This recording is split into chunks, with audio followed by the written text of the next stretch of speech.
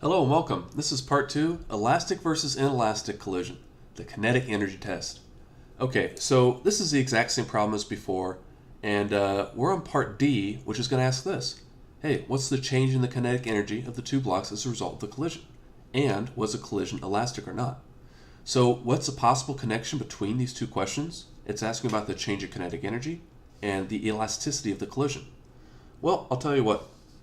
There is something we're going to call the elastic versus inelastic test.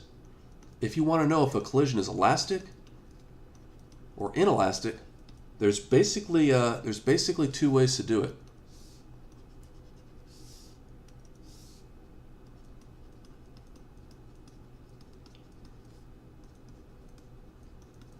The first way is you can be told in the problem, basically you're going to be knowing that no energy is lost. So they could tell you that something would bounce off something with no change of shape and that no heat is generated. So you could know that no change in kinetic energy is possible.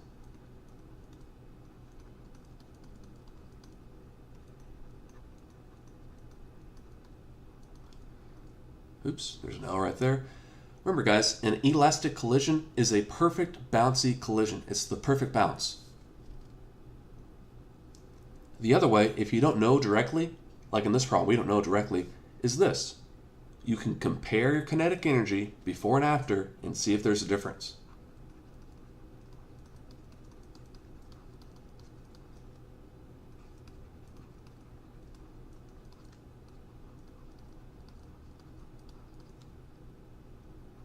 Before and after the collision. If they are exactly the same kinetic energy, then your collision is elastic. If not, it's inelastic. Okay? Now, here's a point I want to make. So, we would expect the kinetic energy, if anything, if it's going to change at all, of these two blocks, it will go down, right? That's going to happen a lot of times. But I want to address a point of confusion. You can have an increase of kinetic energy if energy is added from outside the system. In that case, it would still be an inelastic collision. So, for example, if these two blocks from the previous problem, just scooch up again, if there was like a firecracker in between them, and then when block A hit block B, it exploded, well, block A could go off in some direction, block B could go off in some other direction, and they could have a much greater kinetic energy than they started off with. In that case, you would have a total change of kinetic energy that's positive, not negative. So that is definitely a possibility, but I would say for most situations, your kinetic energy is going to go down. All right? So, what are we going to do here? Well, we're going to find the change in kinetic energy.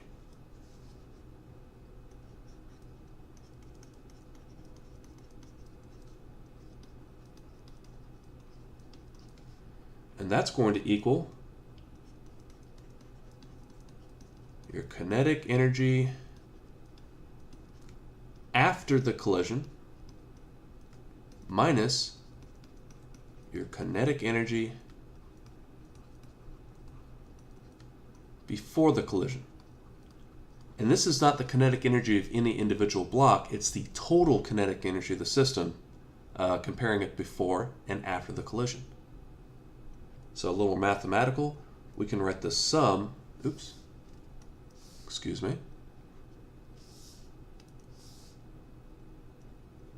can write the sum of the kinetic energy, 1/2 mv squared for each object after the collision,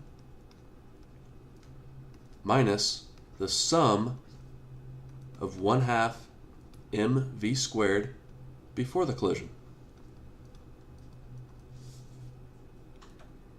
And that's all we need to do. Okay. So, let's see. I'll write change of KE instead of change of kinetic energy, just to make my life a little easier. So, the first block, the one that was moving initially, block A, well, it's got a mass of 2 kilograms. And after the collision, its velocity was 1.5 meters per second. All right? Now, that's block A. And block B, after the collision, it's still got a mass of 4.5 kilograms. And its velocity is 2 meters per second.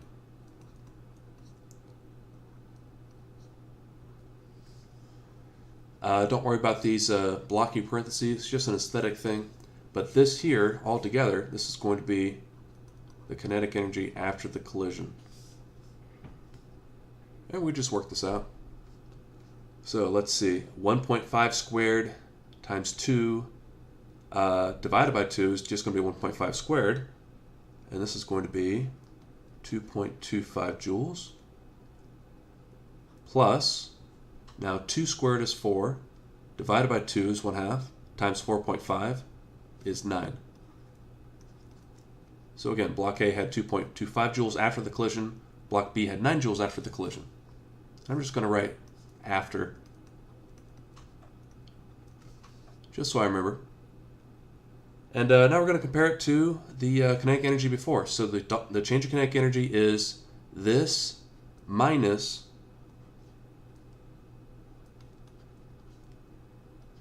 so block A, the initial velocity was 6 meters per second. The initial velocity of block B, even though block B was heavier,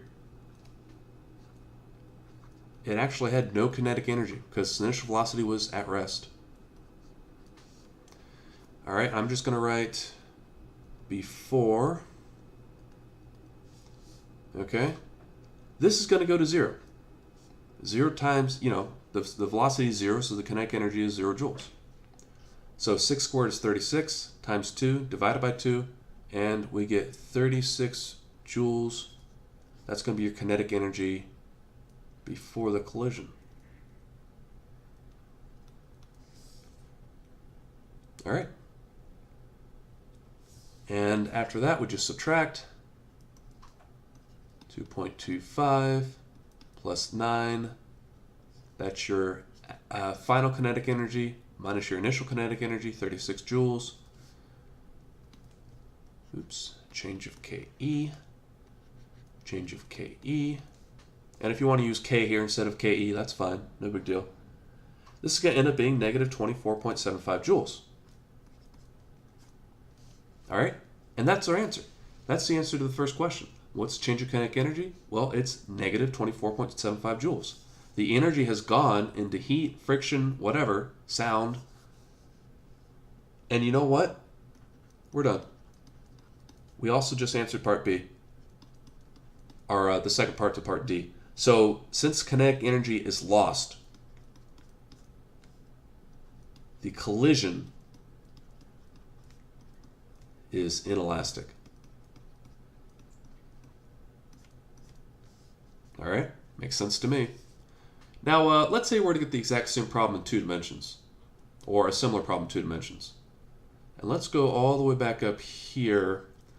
If we're going to be comparing the kinetic energy, this equation is still going to be true.